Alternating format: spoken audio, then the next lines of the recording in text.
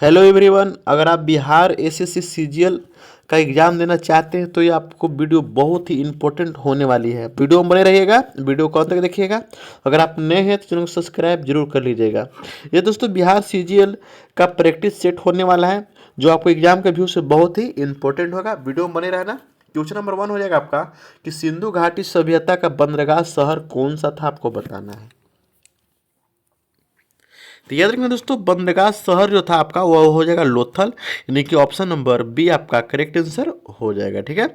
Question number दूसरा number कहता है कि 1857 के विद्रोह की शुरुआत हुई थी, वो कहाँ से हुई थी, आपको बताना है। तो याद रखना है यह मेरठ से हुई थी, यानी कि ऑप्शन नंबर सी आपका करेक्ट आंसर हो जाएगा। क्वेश्चन नंबर तो तीसरा कहता है कि स्वराज मेरा जन्मसिद्ध अधिकार है, यह नारा किसने दिया था, आपको बताना है।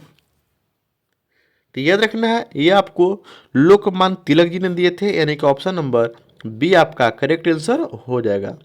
क्वेश्चन नंबर दोस्तों 4 कहता है कालीन का युद्ध किस सम्राट ने लड़ा था, आपको बताना है। तो याद रखना है कालीन का जो युद्ध किस सम्राट ने लड़ा था, तो आपका राइट आंसर हो जाएगा दोस्तों आपका अशोक, यानी कि ऑप्शन नंबर बी आपका करेक्ट आंसर हो जाएगा। क्वेश्चन नंबर दोस्तों 5वां नंबर कहता है कि पानीपत की पहली लड़ाई 1526 ईस्वी में हुई थी। ठीक है। किसके बीच हुई थी दोस्तों, आपको बताना है। तो याद रखना है बाबर और इब्राहिम लोदी के बीच हुआ था, यानी कि ऑप्शन नंबर ए आपका करेक्ट आंसर हो जाएगा।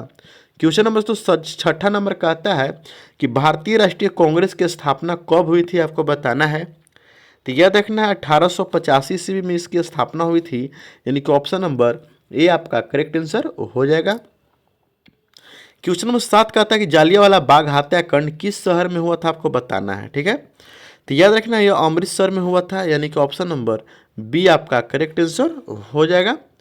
क्वेश्चन नंबर तो 8 नंबर का आता है कि गौतम बुद्ध ने अपना पहला उपदेश कहाँ दिया था।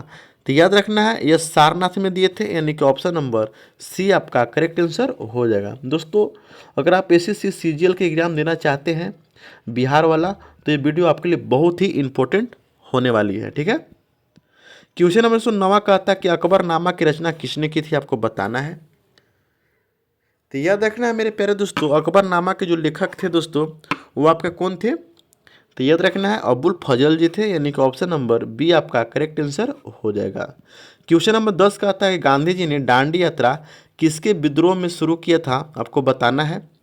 तो याद रखना है नमक कानून के विरोध में दांडी यात्रा किए थे, यानी कि ऑप्शन नंबर ए आपका करेक्ट आंसर हो जाएगा।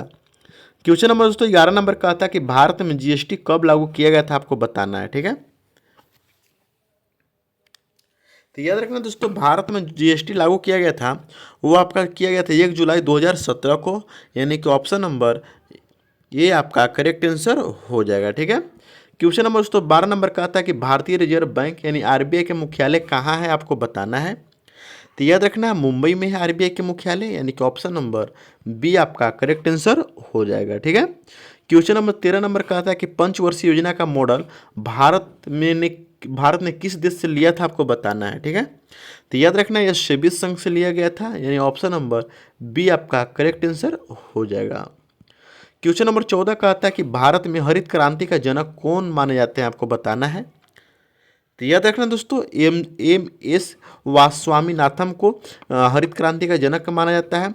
वार्जिन किरण को दोस्तों श्वेत क्रांति का माना जाता है, याद रखना है। ठीक है। यानी ऑप्शन नंबर बी आपका करेक्ट आंसर हो जाएगा। ठीक है। क्वेश्चन नंबर 15 का आता है नीति आयोग का अध्यक्ष कौन होता है दोस्तों। तो नीति आयोग का जो अध्यक्ष होता है दोस्तों प्रधानमंत्री जी होते हैं, यानी कि ऑप्शन नंबर सी आपका 15 नंबर का आंसर हो जाएगा। ठीक है। क्वेश्चन नंबर दोस्तों 16 नंबर का आता है कि मुद्रास्फीति के दौरान वस्तुओं की कीमतें क्या होती है दोस्तों, आपको बताना है। ठीक है। तो याद रखना है जब मुद्रास्फीति के दौरान वस्तुओं की कीमतें होती है दोस्तों बढ़ती है, यानी कि ऑप्शन नंबर ए आपका करेक्ट आंसर हो जाएगा। ठीक है। नेक्स्ट है दोस्तों किस प्रकार की अर्थव्यवस्था में निजी और सार्वजनिक दोनों क्षेत्र अस्तित्व में होते हैं, आपको बताना है। ठीक है दोस्तों। तो याद रखना है आपका कि पूंजीवादी में ये दोनों गुण देखने को मिलते हैं, यानी कि ऑप्शन नंबर बी आपका करेक्ट आंसर हो जाएगा। क्वेश्चन नंबर 18 का आता है कि भारत में राष्ट्रीय आय की गणना सबसे पहले किसने की थी, आपको बताना है। ठीक है। तो याद रखना है दादा भाई नौरोजी ने की थी, यानी कि ऑप्शन नंबर ए आपका करेक्ट आंसर हो जाएगा। क्वेश्चन नंबर अगला है दोस्तों आपका कि गरीबी हटाओ का नारा किस पंचवर्षीय योजना में दिया गया था। तो राइट आंसर आपका हो जाएगा ऑप्शन नंबर बी आपका राइट आंसर हो जाएगा, गरीबी हटाओ का 5वीं पर्स योजना। नेक्स्ट क्वेश्चन दोस्तों है कि ब्लू और बियर शब्द किससे संबंधित आपको बताना है। तो याद रखना दोस्तों, ब्लू और बियर शब्द जो संबंधित है आपका, वो हो जाएगा आपका कुछ शेयर बाजार से, यानी ऑप्शन नंबर बी आपका करेक्ट आंसर हो जाएगा। मिलते हैं दोस्तों नेक्स्ट वीडियो में, देखते रहिए, और अगर आप नए हैं तो चैनल को सब्सक्राइब जरूर कर लीजिएगा।